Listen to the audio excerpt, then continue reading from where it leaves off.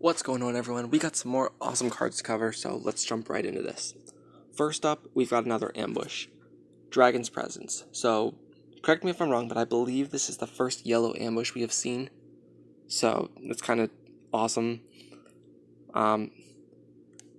It is an uncommon in Rally to War, so fairly easy to get. And it has the effect, when this fort is attacked, if this card is an ambush, you may choose an opposing fort, and all creatures at that fort cannot attack for this turn. So, that is a crazy good effect. I mean, it's like the card that we saw in the last video. I'll just go back to it real quick.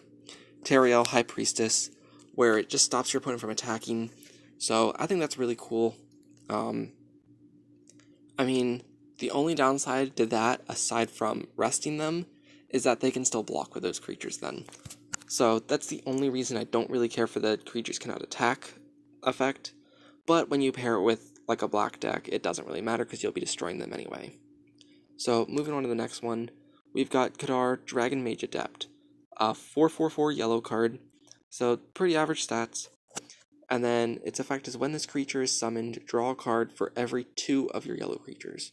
So it does count itself, so you could potentially draw 3 cards if you have a full board when you summon this creature. So, I mean, you'd probably be drawing 1 card typically, unless you're playing a mono yellow deck, then I could see you drawing 2 cards with this. But yeah, just kind of an average card. Don't really know why it's a rare. I feel like that's a little bit too much for this. I feel like an uncommon would have been fine for it. But yeah, don't really have a whole lot to say about this card. Next up, we got Springleaf Angel, who is a 5 green card with 3 attack, 3 endurance, and then this creature gets +1/+1 for each of your green resources and banners. So that is ridiculous. She's going to have a huge amount of attack when you summon her, because you have to play a green banner in order to play her, so to speak. I mean, you don't have to, but you probably will be. So she's at least a 4/4, and then if you're playing like a mono green deck, which I could see a lot of potential there, she's already a 6/6. And then if you're playing mono green, you'd have to play her on at least turn 2. So there's 2 resources that you've already flipped. So she's a 5/5, or +5/+5. So she'd be an 8/8. And that's just crazy high stats. And then she's also got another effect when she is green Drago crossed. And that's when this creature attacks, you may choose an opposing rested creature and stand it, and that creature must block this card. So you're essentially forcing them to, or you're actually choosing which card they have to sacrifice. So I really like that, especially because it's so powerful, it's going to survive the attack. So you're essentially just killing their card, which I think is awesome. I mean, it gets around a whole lot of other stuff, like it could potentially get over 0 if you play this late enough in the game, and over the Sphinx. So yeah, I do like this card in mono green.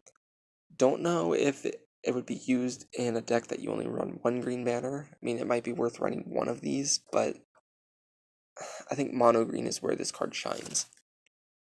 So moving on to our final card, we've got Stormbranch, Knowledge of Ages. So he's a 3/3/3. So you can play him early on. He is a rare, so gonna be less of them in supply when the game comes out.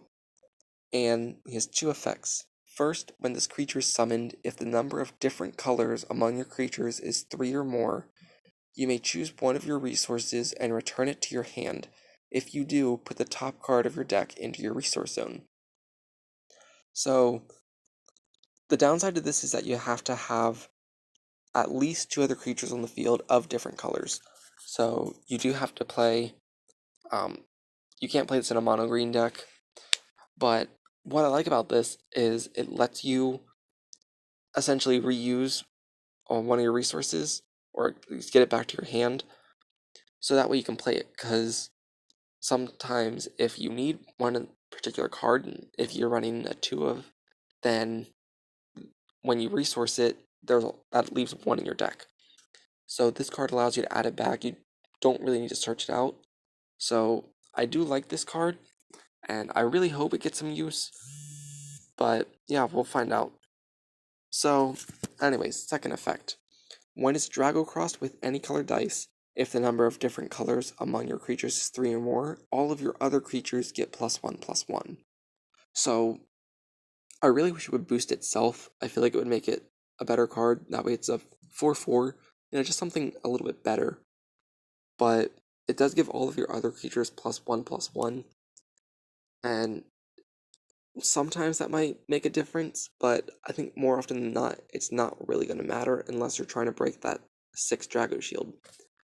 But yeah, let me know what you guys think about these cards. What color are you most excited for? And if you want to check out all the other images or see them all together, they are all, well, these ones are from the Facebook page, and all of them are up on Dragoracle, so make sure to go ahead and check them out. Links are down in the description below, and as always, thanks for watching.